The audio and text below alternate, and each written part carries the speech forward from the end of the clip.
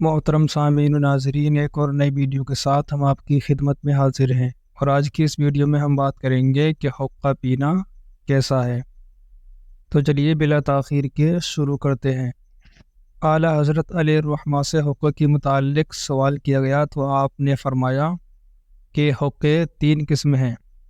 ایک وہ جس طرح جوفال رمضان شریف میں افطار کے وقت دم لگاتے ہیں، جس سے آنکھیں چڑھ جاتی ہیں، حواس متغیر ہو جاتے ہیں، وہ حرام ہے۔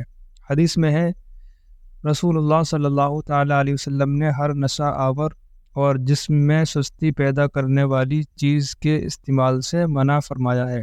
دوسرا وہ جسے بے احتیاط لوگ پیتے ہیں، جن کے تازہ ہونے کا اہتمام نہ ہو اور تمباکو کثیف و بدبو ہو، وہ مکروہ تنزیہی اور خلاف اولا ہے، جیسے کچا لہسن اور کچی پیاز۔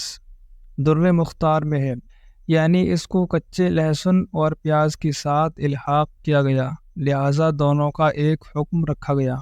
تیسرا وہ کہ اسے بدبو سے بچایا جائے اور کسی منکر شرعی پر مشتمل نہ ہو، وہ مباح خالص ہے۔ امید ہے کہ بات سمجھ میں آ گئی ہی ہوگی۔ آج کی ویڈیو میں صرف اتنا ہی، پھر ملتے ہیں کسی نئی ویڈیو کے ساتھ۔ اللہ حافظ۔